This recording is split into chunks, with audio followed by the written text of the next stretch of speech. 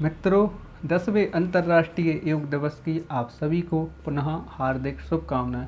हम अपने इस वीडियो की श्रृंखला को आगे बढ़ाते हुए आज आपको महर्षि पतंजलि द्वारा रचित ग्रंथ पातंजल योग दर्शन के में जो वर्णित मन की प्रसन्नता के उपाय हैं उसके बारे में बतलाएंगे।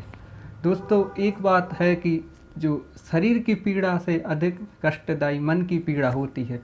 शरीर की पीड़ा का तो हम भौतिक रूप से उपचार करके उससे छुटकारा प्राप्त कर सकते हैं, परंतु जो मन की पीड़ा है, यदि वो घर कर जाए तो बहुत सी ऐसी कष्ट हैं, ऐसे दुख हैं जो शारीरिक स्तर पर भी या हमारे शरीर में भी परिलक्षित होने लगते हैं।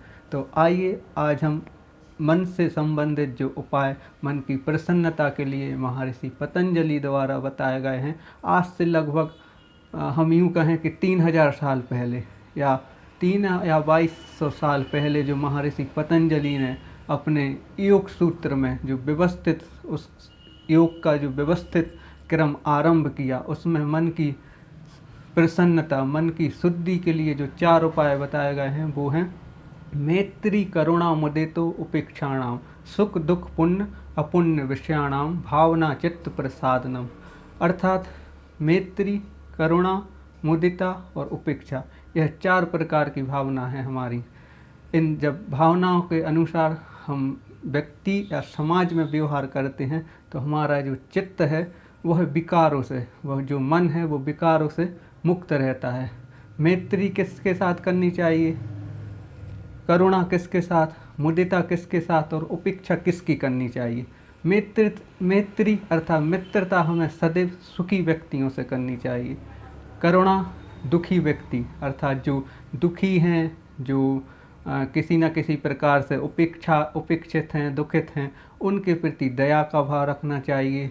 और जो व्यक्ति अच्छे कामों में लगे हुए हैं, जो पुण्य कार्यों में संलग्न हैं, उनके प्रति हमें प्रसन्नता का भाव रखना चाहिए। और कुछ ऐसे व्यक्ति हैं जो पाप कर्म, जो दुष्ट प्रवृत्ति के लोग हैं, उनकी हमें उपेक्षा करनी चाहिए। जब इस प्रकार हम 4 प्रकार की भावनाओं का पालन करने लगेंगे, अपने चित्त में, अपने व्यवहार में इनको अपनाने लगेंगे, तो स्वाभाविक रूप से हम बहुत सी जो समस्याएं हैं, जो मानसिक रूप से जो कष्ट होते हैं या जो विकृतियां होती हैं, जो साइकोलॉजिकल जो डिसऑर्डर होते हैं, उनसे निजात निश्चित रूप से हम पा सकते हैं।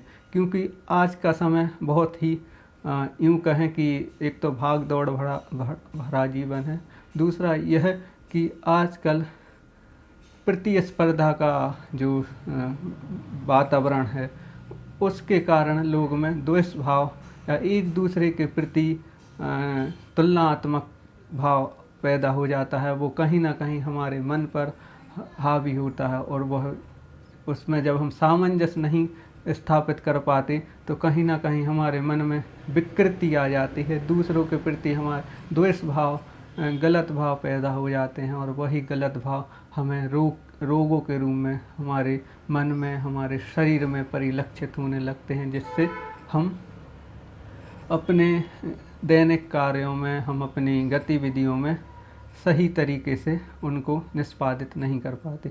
तो महर्षि पतंजलि द्वारा बतलाई गई यह चित्त की, मन की 4 भावनाओं का जब हम अपने जीवन में पालन करेंगे तो निश्चित रूप से हम समाज में, अपने व्यक्तिगत जीवन में और अपने जो भी अपने साथ जुड़े हुए लोग हैं उनके साथ अच्छे सामंजस्य के साथ जीवन यापन कर सकेंगे और आगे अपना जीवन सुखमय, सरल, सुगम तरीके से व्यतीत कर सकेंगे।